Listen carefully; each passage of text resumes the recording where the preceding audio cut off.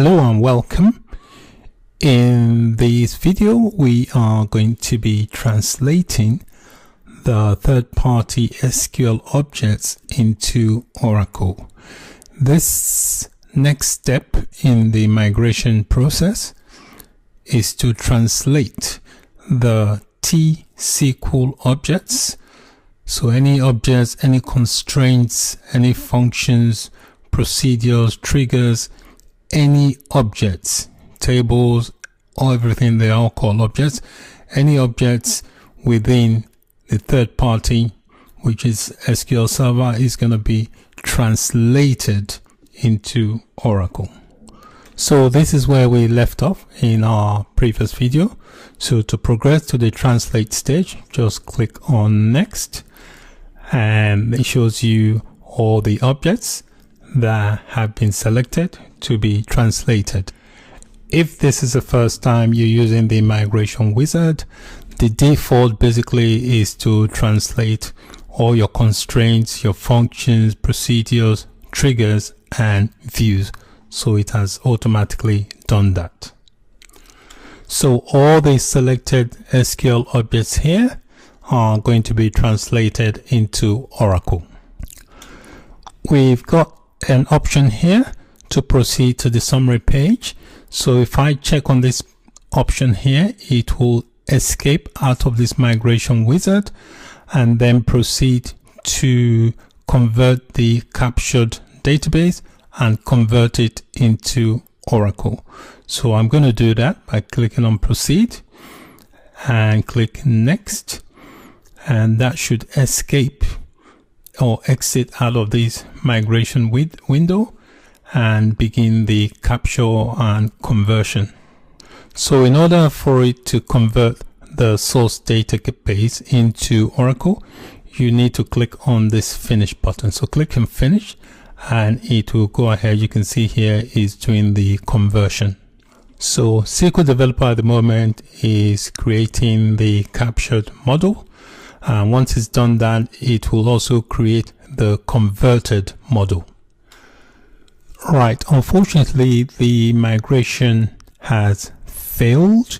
This can be for a variety of reasons. So it tells you here you can go to the captured enterprise log and check the log to see why it has failed.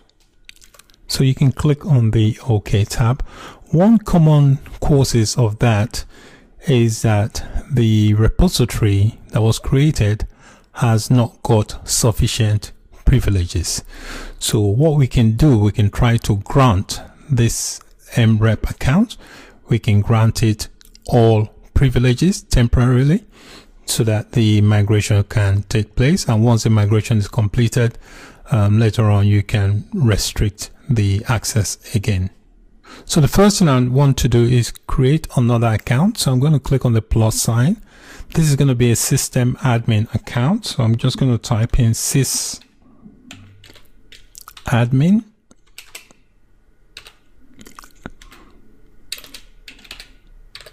Okay.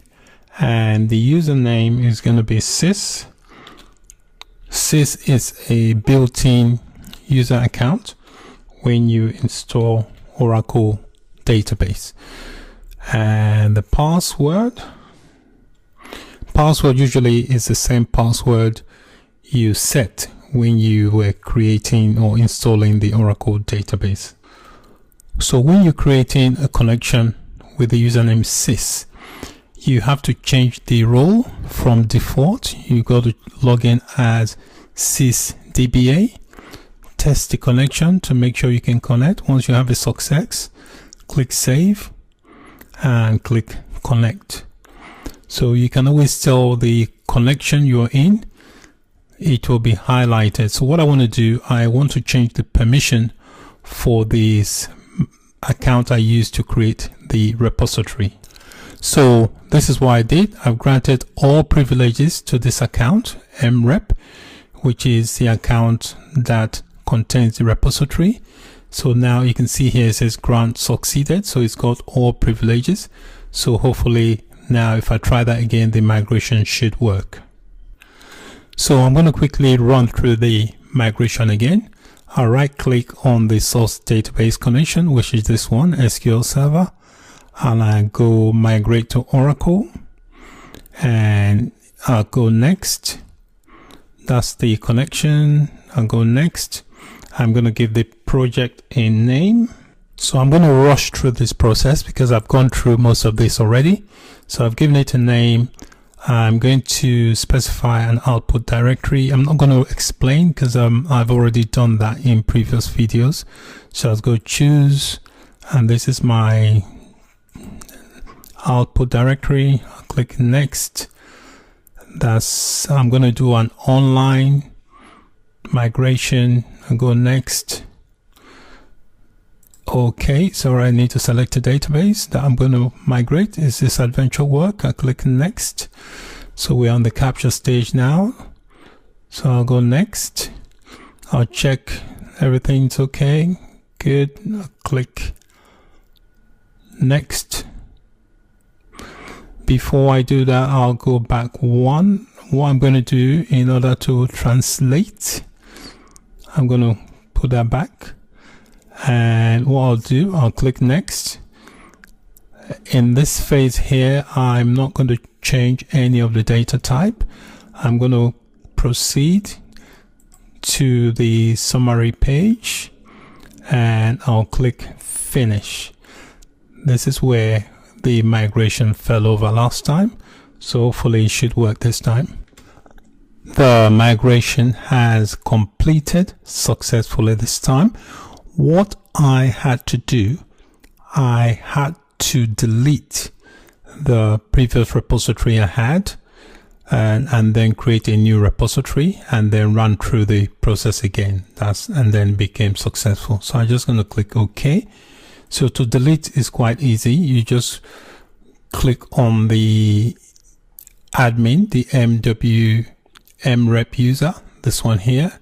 You just click on that and just go repository, delete migration repository. You come up with a prompt, just say yes, and then delete, create a new one, and then run through the process again. All right, so now we inside the navigator here, this migration navigator, just click on the plus here and you will see so during the translation of the data, it would have created a captured database object and also a converted one. So if I click on this plus sign here, you can see here we've got the captured object and also the converted database objects. So you can click to look. If I click on this, it will show the captured database objects. So these are the captured database objects. So you can look through each one if you want. And then this, if I click on this, this is the converted database objects. So the converted database objects are all the objects that have now been converted into Oracle. So you can click on the plus sign here next to the converted objects, and you can see all the objects, see the adventure works, and these are all the objects now converted into Oracle. So on the right hand side here, if you want to, you could click on different things. For example, click on the objects and it will trying to populate, and then columns. These basically are just for you to go through if you want to analyze the different database objects. So all these objects I'm clicking on, they are all converted objects.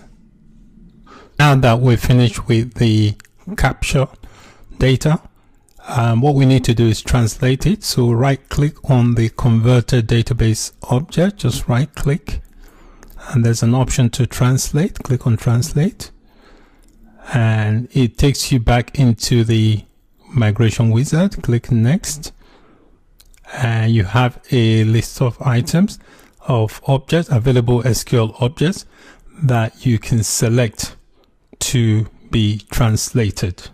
So you can select any you want. I've just held down shift and selected all. So I'm just going to click on that.